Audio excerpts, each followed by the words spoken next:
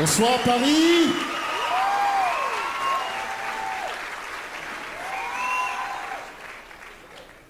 Je pense que ce soir, je l'aurai... Et voilà, vous avez sur le plateau ma chère épouse, que beaucoup ont connue comme la femme du pasteur dans les temps, de l'évangéliste, maintenant de l'apôtre.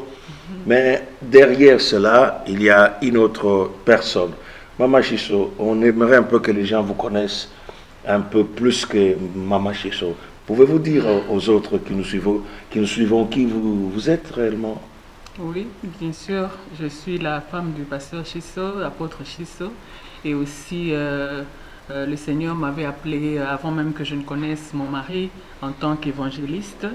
Et c'est ma passion. Ma passion, c'est de faire l'évangélisation.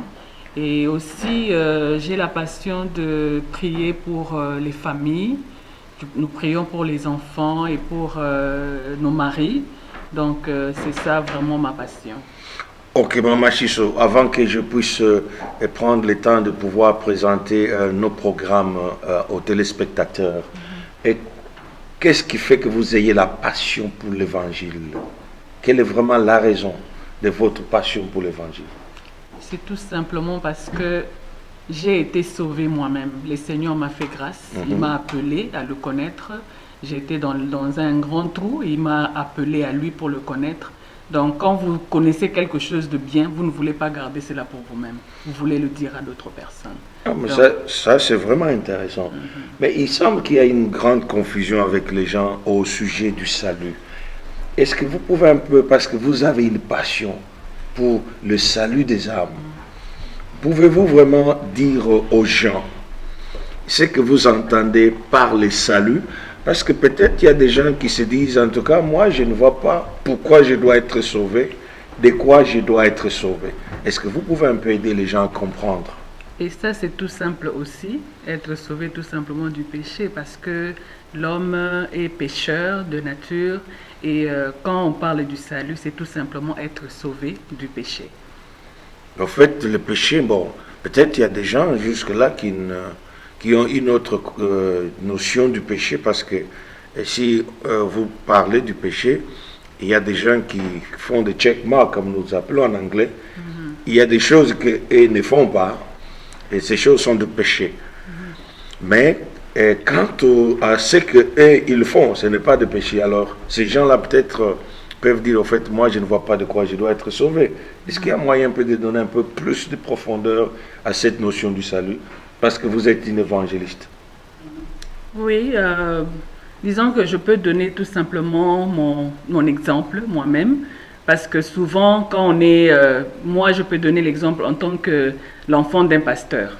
Donc je suis là, je suis né, j'ai grandi dans l'église et tout cela, mais je croyais que si aujourd'hui je mourais, je vais voir le Seigneur parce que mes parents étaient chrétiens.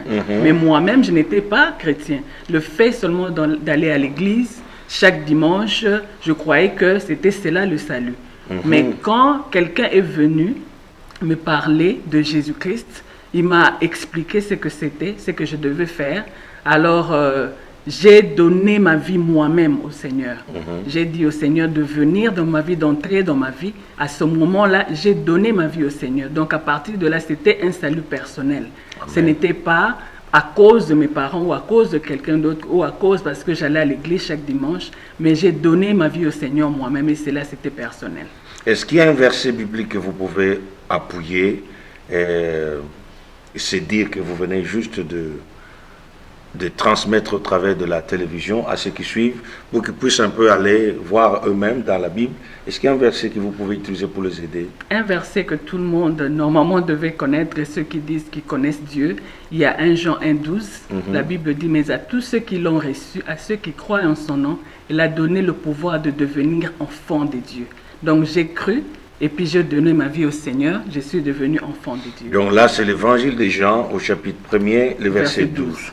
Voilà, et je crois que pour ce qui est du salut, nous pouvions aussi les encourager à revoir le verset de Jean chapitre 3, verset 16. Voilà. Parce que moi, j'aime particulièrement ces versets-là, parce qu'il est clairement dit que Dieu a tant aimé le monde qu'il a donné son Fils unique, afin que quiconque croit en lui ne périsse point, mais qu'il ait la vie éternelle. Donc je voulais surtout que nous puissions attirer l'attention de gens sur le fait que le salut est nécessaire parce qu'il y a le danger d'être détruit. Oui. Il y a des gens qui vont périr s'ils ne sont pas sauvés. Et cette perdition et cette destruction se révèlent à 3 différents plans.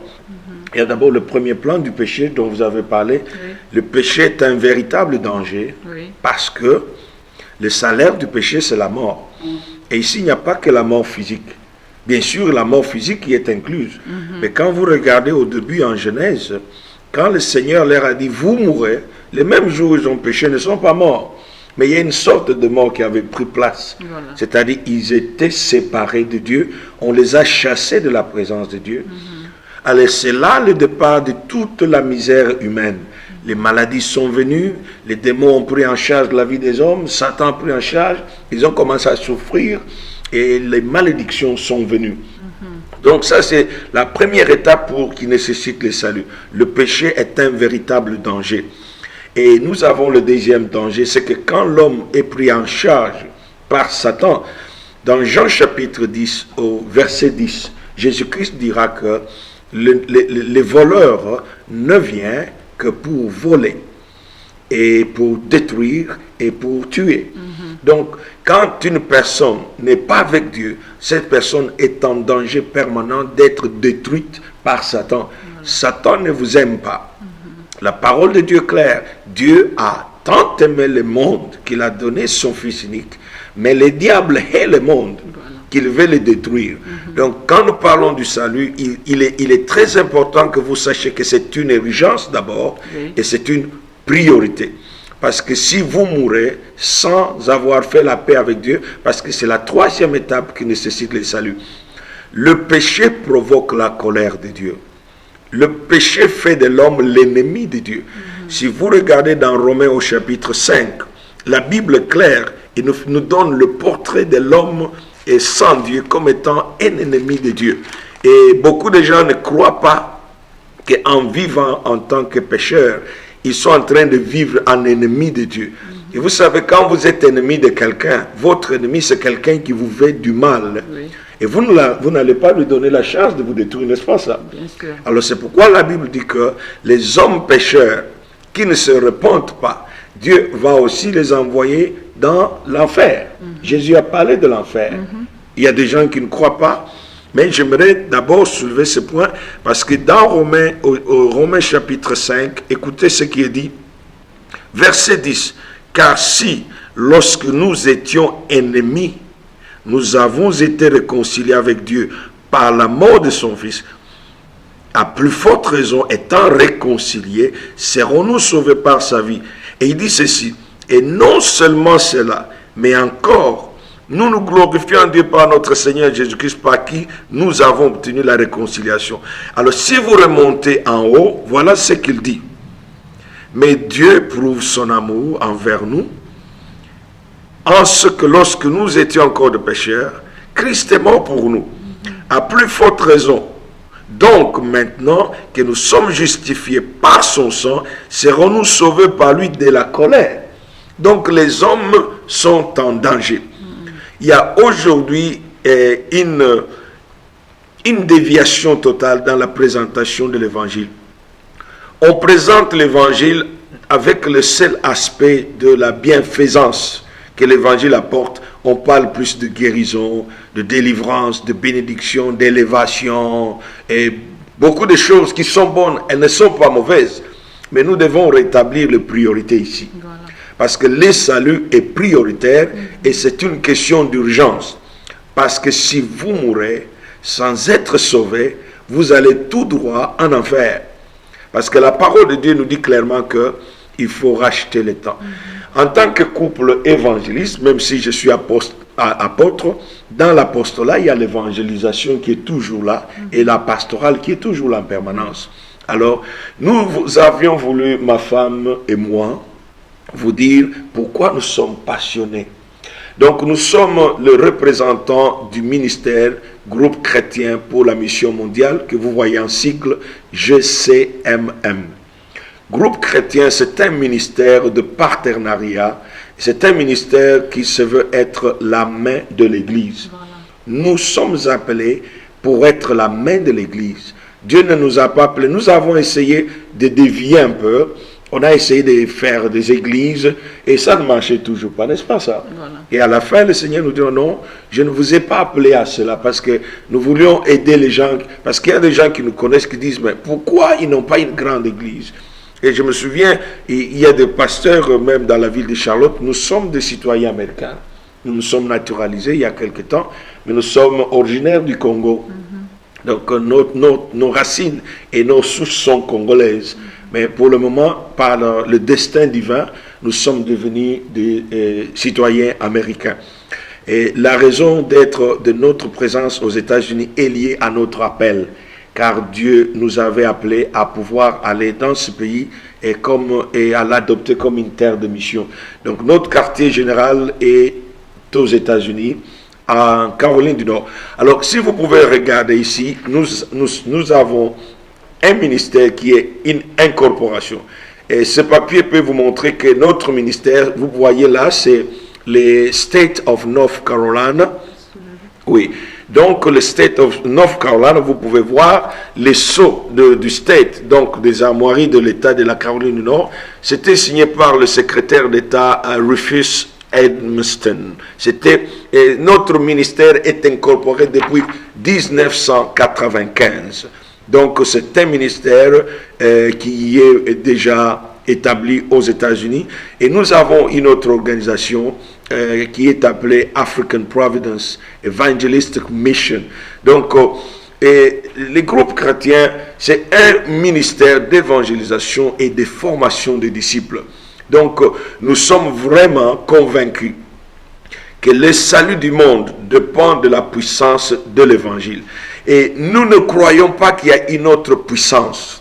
Parce que dans Romains au chapitre 1, verset 16, Paul dira, je n'ai point honte de l'Évangile, car c'est une puissance de Dieu pour le salut de quiconque croit. C'est pourquoi ma femme, ma chère compagne, est dans cette œuvre, a goûté le bienfait du salut, et moi aussi j'ai connu la puissance du salut. C'est pourquoi quand vous allez nous entendre parler de la puissance du royaume, nous parlons d'un pouvoir capable d'imposer la volonté divine sur une âme qui se soumet à Dieu et qui le reconnaît comme son créateur. Parce que c'est là que le salut vient. Alors, nous parlions du groupe chrétien mondial. C'est un ministère qui se veut être le bras de l'Église. Donc, nous avons 33 ans d'expérience dans le ministère. Pour ceux qui ne connaissent pas, nous voudrions juste vous donner un parcours. Nous avons donc une histoire qui est solide dans le ministère. Et nous avons un schéma qui a été parcouru par la grâce de Dieu dans le sérieux. Donc, nous avons été par la Ligue, nous sommes des anciens de la Ligue, parce que ma femme ici est une nièce de l'évêque Kabi, qui était le premier secrétaire général du mouvement. Et nous sommes passés par le Campus pour Christ, où nous avons travaillé pendant 2 mandats comme staff. Et à partir de là, nous avons évolué presque dans tout le département. J'étais formateur, ma femme fut mon étudiante. Donc j'ai enseigné tout le matériel du Campus pour Christ. Et j'ai travaillé au sein de Voici la vie, qui était le département avec les églises. Et j'ai fait l'évangélisation, en tout cas, avec le film de Jésus-Christ. Et beaucoup ont dû goûter à cela. Et un ministère, j'ai travaillé avec Dr Kibutu dans le passé. Nous étions donc les responsables du département de la jeunesse. On évangélisait les universités, les instituts supérieurs et même les écoles secondaires. Et ce qui a fait que nous avons vraiment marché longtemps dans cette voie. Et pendant que j'étais au Campus pour Christ, j'ai été personnellement attaché à Dr Mengi au département de l'évangélisation. Donc ce qui fait que j'ai travaillé avec des communautés de l'ECZ. Donc nous n'avons pas un ministère qui n'a pas du poids. Donc nous avons travaillé sérieusement et nous étions avec le Full Gospel. Et au Full Gospel, avec du temps du président Kayembe et Bopeya, le général, donc j'étais personnellement le directeur national chargé de la formation donc, de cadres du Full Gospel. Ce qui fait que là-bas, j'ai contribué avec Ngala Moulme Célestin, pasteur qui est au Canada, donc à élaborer le matériel de formation. Donc j'ai aidé à lancer l'école de formation, le Centre Béret. Donc une grande partie du matériel qui est utilisé dans ce Centre Béret, même au niveau de l'Afrique, et j'ai participé à la confection de ce matériel. Et moi-même, j'ai écrit un livre dans le domaine de la délivrance intitulé « De la prison à la vraie liberté ». Un document qui a fait beaucoup de bien à beaucoup de gens. La première édition, c'était juste 2500 copies et qui étaient épuisées, et nous avons pensé encore remettre ces documents. Mais pour aujourd'hui, Mama Chisso, nous sommes en Europe. Et si les gens vous posaient la question, qu'est-ce que vous pensez de l'Europe? Est-ce que nous avons une mission en Europe? Oui, nous avons une grande mission, une très grande mission. Parce que souvent, je viens ici pour visiter la famille. J'ai une grande famille ici en Europe. Et là maintenant, cette fois-ci, je suis venue aussi pour vous soutenir dans le travail que vous avez. Partout où je passe, je vois vraiment un grand besoin, surtout dans la jeunesse dans ce pays et même les grandes personnes. Ils ont vraiment, on a un grand travail à faire. Surtout quand je vois tout ce qui se passe maintenant, tout ce qui se passe dans le monde, je vois qu'il y a un grand besoin parce que le Seigneur revient bientôt, nous avons du travail à faire. Oui, et parlant de votre ministère, de votre passion pour la famille, pour le couple et les enfants, pourquoi vous pensez que c'est vraiment un besoin pour que Dieu puisse vous impliquer dans ce travail-là? Comme vous le savez, nous entendons dans la radio, à la télévision, comment il y a un grand taux de divorce. De divorce chez les chrétiens surtout. Les chrétiens maintenant, c'est ce qui est déplorable parce que ça ne devait pas se passer dans la famille chrétienne, mais ça se fait. Donc c'est ça, le Seigneur m'a mis à cœur que nous devrions vraiment prier, non seulement prier, mais aussi parler avec les familles, les femmes, les hommes, tout ça, les enfants, et pour que le Seigneur fasse quelque chose dans nos familles. Et Maman Chisso, toi et moi, nous avons 5 enfants, n'est-ce pas? Nous avons 5 enfants et bientôt ce sera 30 ans de mariage. Et nos enfants, le Seigneur nous a fait grâce. Le Seigneur nous a fait grâce, tous connaissent le Seigneur et c'est vraiment... Et tout cela à cause de la puissance de l'Évangile. À cause de la puissance de l'Évangile, à cause de la puissance de la prière, comme nos parents ont prié pour nous, pour que nous soyons là et nous croyons vraiment fermement que le Seigneur fera grâce à nos enfants. Oui, voilà, nous croyons au ministère de Maman Chisso parce que je peux vous garantir, notre fille s'est mariée, elle avait quel âge? Elle avait 22 ans. C'était une fille vierge de 22 ans aux États-Unis. Donc vous comprenez, notre première fille non plus, et reste intacte. Et notre troisième, nous avons 3 filles. Et ces filles et nos 2 garçons, nous les avons dit que le mariage est sacré et que le rapport entre les hommes et les femmes, c'était sacré au mariage. Et donc, nous avons aidé nos enfants à adopter les valeurs de l'Évangile. Et Dieu nous a aidés, ils ne sont pas parfaits. Et nous croyons que Dieu peut le faire pour votre foyer et pour votre famille. Donc voilà, Maman Chisso a un grand ministère et il y a une grande puissance dans ses prières parce que Dieu nous a aidés aussi à aider à réparer beaucoup de mariages. Donc nous avons un ministère aussi qui touche le mariage particulièrement parce que nous-mêmes nous avons parrainé un peu de mariage, bien que nous ne voulons plus le faire parce que ça demande beaucoup de responsabilités. Voilà, ça c'était avec Maman Chisso. Et maintenant, nous nous tournons vers le programme proprement dit qui nous fait paraître sur les antennes de la radio-télévision Foi en Jésus-Christ. Et nous voudrions remercier vivement de tout cœur notre frère Ndoulo Leta, un homme que nous avons à peine rencontré, mais qui nous a marqué par sa pertinence dans ce propos. Il nous a dit d'emblée que cette chaîne de télévision ne recevait pas n'importe qui et qu'ils étaient très sélectifs. Et nous lui avons dit que tu peux en tout cas compter sur nous avec nous parce que nous allons pouvoir nous élever à la hauteur de ces exigences. Et nous avons dit que nous promettons que nous serons à la hauteur de la vision de cette radio et de cette télévision qui est la foi en Jésus-Christ. Parce que toute autre foi en une autre personne n'aboutira et ne mènera à rien. C'est la foi en Jésus-Christ qui sauve. Car Jésus-Christ est le seul médiateur entre Dieu et les hommes. Amen. Donc nous ne sommes pas en train de promouvoir ni le ministère, ni les églises, mais notre promotion est autour de Jésus-Christ et de son évangile. Amen. Voilà pourquoi aujourd'hui je vais vous introduire dans le thème qui nous amène en Belgique. D'abord quelques informations. Nous venons en Belgique et nous croyons que Dieu nous a donné ce temps pour venir en Belgique. Je suis venu en Belgique 2 fois successivement l'année passée. Et je ne pouvais pas avoir de contact. J'ai des hommes que je connais ici, des pasteurs avec qui nous avons travaillé. Et j'ai trouvé que les portes étaient fermées. Mais l'Esprit de Dieu me convainquait qu'il y avait du travail à faire en Belgique. Alors cette fois-ci, j'ai dit au Seigneur, après ma mission en Afrique, et j'étais en Angola, en Afrique du Sud et au Congo, j'ai dit au Seigneur, si la Belgique, tu ne l'ouvres pas, je mets la croix sur la Belgique. Et là, le Seigneur a agi rapidement parce qu'il savait que j'étais déterminé.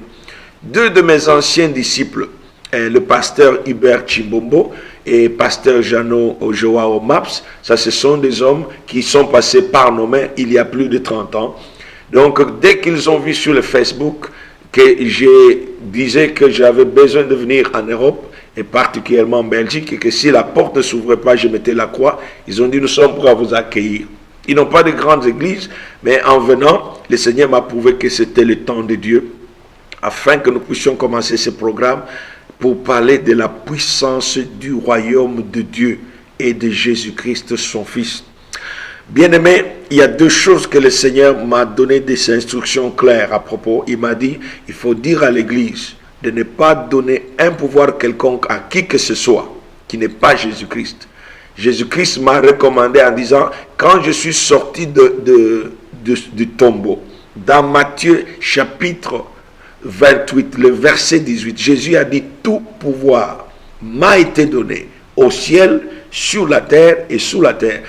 Un pouvoir, c'est la capacité d'agir et d'imposer son autorité dans tous les domaines de son influence. Et ici, quand Jésus dit, tout pouvoir m'a été donné dans les cieux, sur la terre et sous la terre, nous devons croire et accepter qu'il a réellement le pouvoir. Amen. Et le Seigneur m'a dit, parce qu'aujourd'hui, l'Église a pris la position de faiblesse et de défaite. En faisant un peu de recherche, je me suis rendu compte que l'Église est devenue une Église de défaite et de perte. Vous allez voir aux États-Unis, il y a des hôpitaux qui appartenaient à l'Église, qui n'appartiennent plus à l'Église. Tout a été pris. Il y a des universités qui appartenaient à l'Église, qui n'appartiennent plus à l'Église. Tout a été perdu. Et maintenant, il y a même des bâtiments de l'Église qui avaient été construits avec les dîmes et les offrandes, qui sont donnés à Dieu, qui sont en train d'être prises par des païens, tournées en musée. L'Église est en train d'afficher une image de faiblesse qui n'est pas autorisée parce que Jésus-Christ, en tant que la tête de l'Église, n'est pas sujet à de faiblesse.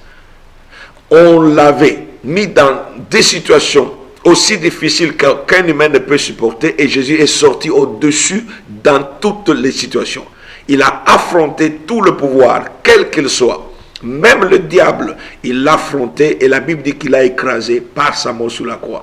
Et la deuxième chose, le Seigneur m'avait dit que va dire à l'Église, il n'y a aucune puissance dans le monde que celle de mon évangile.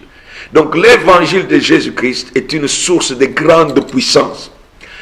Aucune nation, même pas des alliances de nations, n'ont pas assez de puissance pour arrêter la puissance de l'évangile. Alors le Seigneur m'a ordonné de dire, va dire à l'Église, je vous ai donné l'arme la plus puissante dans le monde pour que vous puissiez faire le travail de Dieu. Et malheureusement, aujourd'hui, l'Église a abandonné l'évangile. Quand vous allez dans beaucoup des églises aujourd'hui, on ne parle plus de l'évangile. On parle des hommes. On parle de tel qui a une grande église. Et le comble que pour maintenir tout cela, il y a beaucoup d'artifices qu'il faut utiliser. On utilise des médias modernes, on utilise des sonorisations complexes et compliquées, mais il y a plus de païens dans beaucoup d'églises qu'il y en a dans le monde. Quand vous allez dans certaines églises, vous trouvez des gens qui n'ont pas connu la puissance de l'évangile et dont Jésus n'est pas le Seigneur. Et c'est pourquoi vous voyez les mouvements de migration. Les gens partent d'une église à une autre parce qu'ils n'ont pas expérimenté ni le pouvoir de Jésus-Christ et sa présence dans leur vie, ni la puissance de son évangile. Alors ils continuent à chercher. Vous savez, jusqu'à ce que la femme samaritaine rencontre Jésus-Christ, sa vie était une vie de soif permanente. Elle cherchait dans les hommes. Mais il y a des gens qui cherchent dans la drogue. Il y a des gens qui cherchent dans le sexe avec les femmes. Il y a des gens qui cherchent dans la boisson. Il y a des gens qui cherchent dans les habits. Il y a des gens qui cherchent dans le pouvoir politique. Il y en a qui cherchent dans l'argent. Mais jusqu'à ce qu'un homme rencontre le pouvoir de Jésus-Christ, qui s'impose et qui soumet l'âme de la volonté humaine à la volonté de Dieu, cette âme ne sera jamais satisfaite. Jusqu'à ce que la puissance de l'évangile ne puisse toucher le cœur d'une personne, cette vie ne sera jamais changée. Il n'y a qu'une seule puissance qui change la vie des gens, c'est la puissance de l'évangile. On a des gens qui ont fait des universités, mais c'est des grands bandits. On a beaucoup de gens immoraux, mais c'est des universitaires. On a des criminels, c'est des universitaires. Même la civilisation et l'instruction ne rendent pas les hommes meilleurs.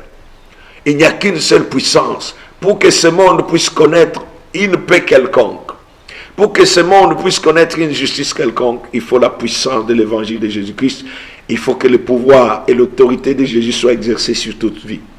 Alors voilà, le thème « La puissance du royaume de Dieu » est tiré du premier livre, ou le livre de Paul aux Corinthiens, au chapitre 4, le verset 20.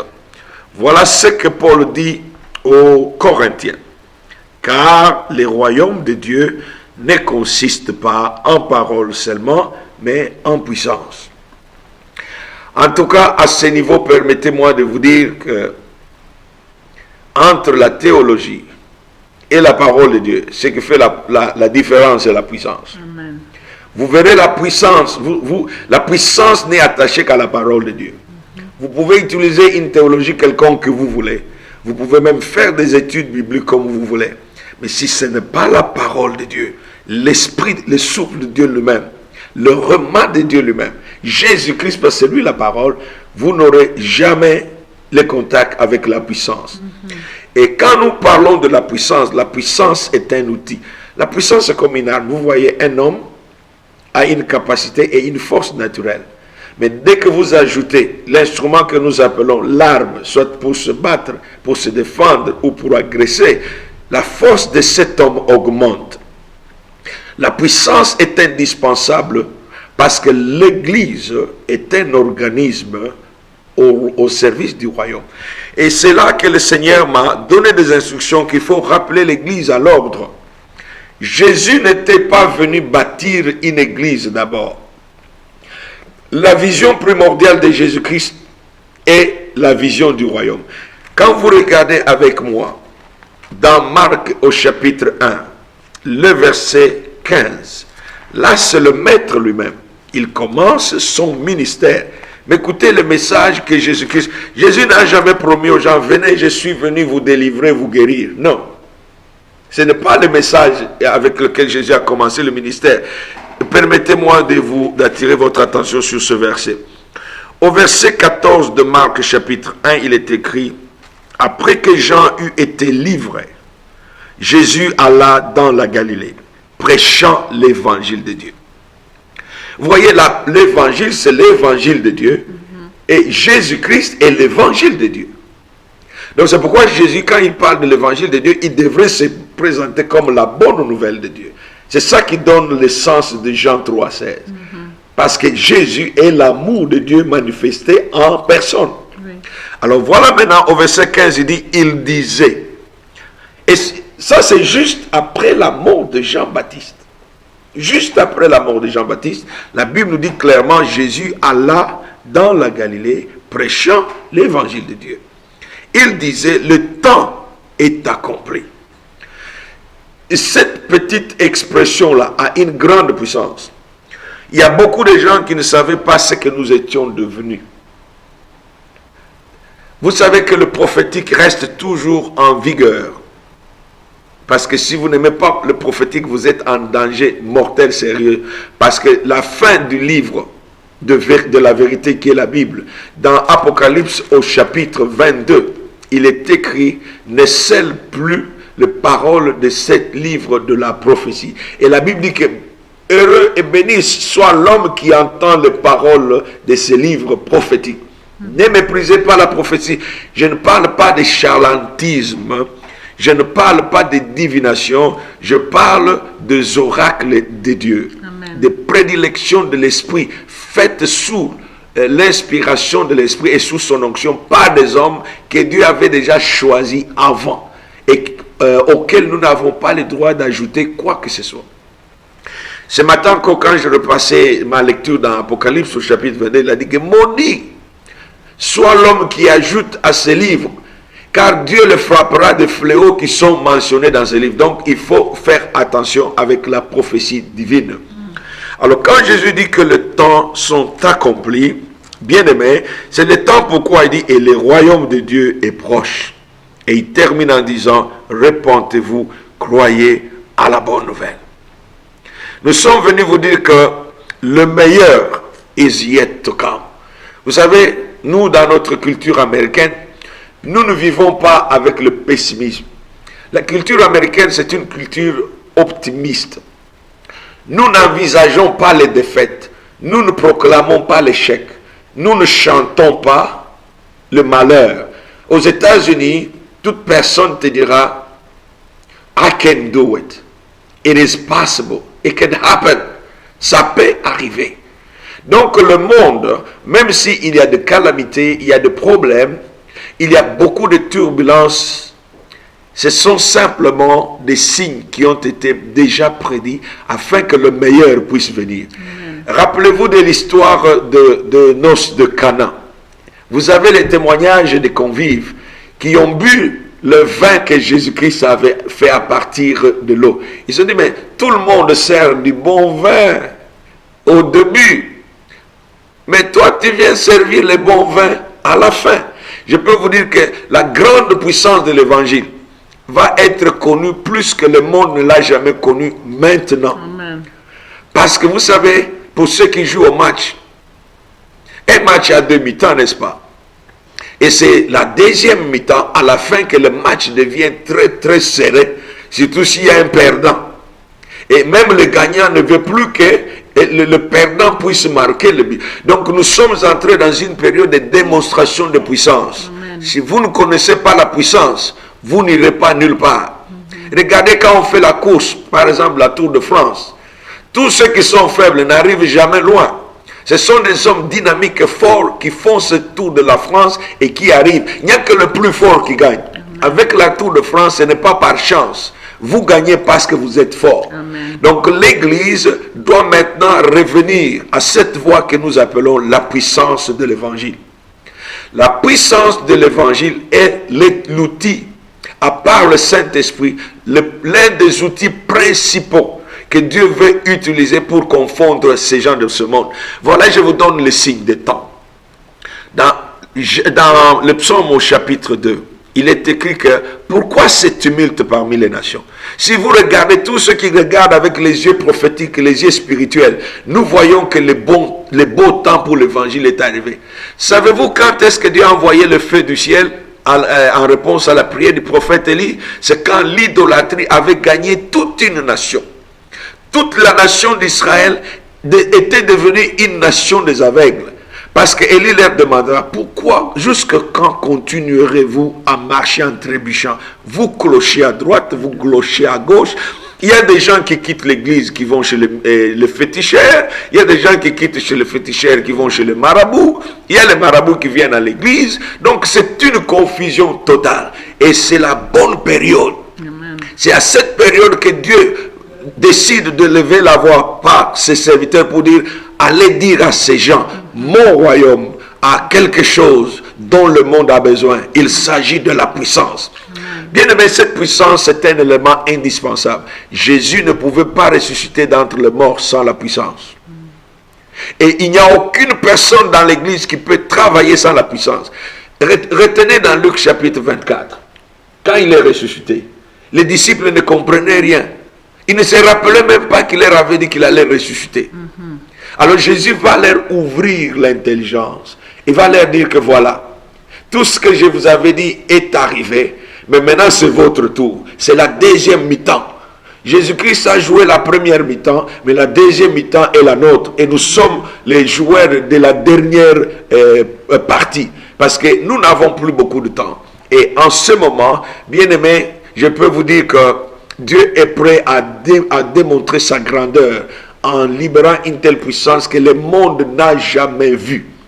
Et Jésus-Christ est en train de se manifester même dans des endroits où on ne prêche pas l'évangile. Il y a dans le village des musulmans où Jésus-Christ apparaît pour leur dire « Je suis le Dieu Tout-Puissant ». L'année passée, j'étais en Allemagne. Tu sais quoi? J'ai quitté chez le fils Martin Dongala. C'est un de ceux qui sont passés aussi par nos mains. Alors, je devrais prêcher à une autre église après chez Martin. Et là, chez Martin, j'avais parlé de la puissance des Saintes Écritures. Alors là, j'avais une sœur en Christ qui est camerounaise. Et l'Esprit de Dieu me disait, demande un peu à cette dame, quelle est la plus grande expérience qu'elle a faite dernièrement avec moi. Je demande à ma sœur, quelles sont les expériences la plus grande? Elle me dira, non, j'ai eu beaucoup d'opérations et le médecin disait que ça n'allait pas passer, mais je suis sorti de toutes ces opérations. L'Esprit de Dieu me dira, non, il y a quelque chose d'autre. Et vous savez, je demande à ma soeur, le Saint-Esprit me dit qu'il y a quelque chose d'autre. Il me dit, ah oui, apôtre, je suis une femme seule et j'ai mon fils, mon mari nous a quittés. Alors un jour, nous dormions chez nous à la maison. Et nous avons reçu la visite des sorciers et des féticheurs de marabouts du village qui sont venus. Les esprits sont venus dans la chambre avec la mission de la tuer. Alors dit, je me suis battu au nom de Jésus avec la force et la foi que j'avais. Mais il y avait un esprit qui pouvait devenir comme de l'air. Donc tu ne pouvais pas les localiser. Quand je dirigeais ma prière au nom de Jésus, cet esprit s'est transformé, pouvait prendre la forme de tout objet qui était là. Je ne savais pas. Et c'est un esprit très méchant. Et la femme m'a dit que je voyais mon fils dormir sur le lit pendant que moi je me battais avec ces esprits. Alors j'étais tellement effrayé que j'ai ouvert la fenêtre, je voulais sauter par la fenêtre de mon immeuble. Et on aurait dû parler du suicide. Voilà.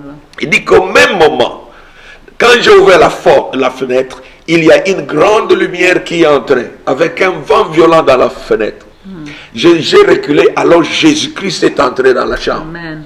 Et quand Jésus-Christ est entré dans la chambre, il n'a dit que ces mots, je suis le Dieu Tout-Puissant. Je suis le Dieu Tout-Puissant. Je suis le Dieu Tout-Puissant. La femme a dit, c'est un building costaud, mais qui a commencé à trembler. Et je me suis dit, mais on va me déloger ici parce qu'on va dire que cette femme avec ces histoires-là, mais rien n'est arrivé. Alors j'ai dit, ma sœur, voilà, c'est ça ce que le Seigneur voulait que je puisse te dire. Il n'y a pas une personne dans ce monde, ni dans l'univers, qui ait une puissance qui peut rivaliser avec Jésus-Christ. C'est pourquoi aujourd'hui l'Église, je suis venu vous dire, n'ayez peur de personne. N'ayez peur ni d'un gouvernement, ni d'une organisation. N'ayez peur d'aucune secte quelconque, parce qu'ils n'ont pas le pouvoir. Amen. Ils n'ont pas le pouvoir. La parole de Dieu est claire dans Matthieu 28, 18. Jésus a dit tout pouvoir. Vous savez ce que je fais avec Jésus-Christ? Je lui dis, Seigneur, toi tu as dit que tu as tout pouvoir. Maintenant, ils veulent que tu vois que tu as tout pouvoir. Moi, je vais le dire, mais c'est à toi de le reprouver. Et je me cache derrière Jésus et derrière sa parole, mais je crois qu'il va le faire. Amen. Et je peux vous dire que quand je passe dans certaines nations, Dieu fait des choses, il m'envoie pour prier, juste prier. Dernièrement, nous étions en prière avec un de fils ici. Et pendant que nous prions, c'est un homme qui a échappé à la mort plusieurs fois. Alors, le Seigneur nous montrera qu'il y avait une épée au-dessus de la Belgique qui faisait un mouvement rotatif. Donc, la puissance de Dieu, pendant que je suis venu vous parler, il y a une puissance qui a déjà été dégagée sur ces pays de la Belgique. Parce que si tu peux avoir la Belgique, tu as l'Europe. Il y a de grandes puissances de ténèbres, mais qui ne sont que de petites puissances ici. C'est pourquoi le Seigneur m'a envoyé à partir d'ici en Belgique pour vous dire, le royaume de notre Dieu C'est un royaume de puissance. Amen. Et c'est ce que nous avons vu ensemble dans 1 Corinthiens au chapitre 4, au verset 20. Il a dit, car les royaumes de Dieu ne consistent pas en paroles. Il est temps que l'Église passe à la vitesse supérieure. Nous avons beaucoup parlé. Il y a des gens qui parlent trop à l'Église. Et c'est pourquoi ceux qui parlent et qui ne peuvent pas prouver quoi que ce soit, ils vont chercher des fétiches, ils vont chercher de la magie pour impressionner les gens. Alors vous allez vous rendre compte que les magiciens à l'église, leur vie est incompatible avec ce qu'ils déclarent. Vous allez vous rendre compte que les hommes qui ne viennent pas de Dieu, leurs fruits parlent d'eux. Leurs fruits, leur caractère, leur manière. On m'a parlé dernièrement d'un pasteur qui a giflé sa femme en pleine église. Alors vous voyez que vous n'avez pas à faire. Et si cet homme va oser se lever, prier au nom de Jésus, les gens tombent à gauche, à droite, vous croyez que c'est avec la puissance de Dieu. Et dernièrement, quand je suis parti au Congo, on m'a parlé de M. Sikatende. Quand il est mort, un groupe de Nigériens sont venus au Congo chercher ce qu'il était allé prendre au Nigeria. Donc tous les gens qui veulent vous impressionner là, avec des choses qui viennent du monde occulte, ne peuvent pas vous impressionner. Le problème est que vous devez être maintenant attaché avec l'évangile et être attaché à Jésus-Christ par la foi, et vous aurez accès à cette puissance. Et pour vivre pour votre vie chrétienne et pour marcher et aussi pour servir Dieu. Voilà, aujourd'hui je suis venu vous introduire dans ce programme la puissance du royaume de Dieu. Il y a un royaume. Il est invisible, mais il est réel. Il y a un Dieu qui est invisible, mais il est réel, il contrôle tout et il a la puissance. Et cette même puissance, Dieu l'a mise à votre disposition. Amen. Êtes-vous intéressé par vivre, expérimenter le royaume de Dieu et sa puissance? Alors restez à l'écoute, ce programme continuera. C'est l'apôtre Israël Chisso sur le plateau de la télévision, radio-télévision La Foi en Jésus-Christ depuis Bruxelles.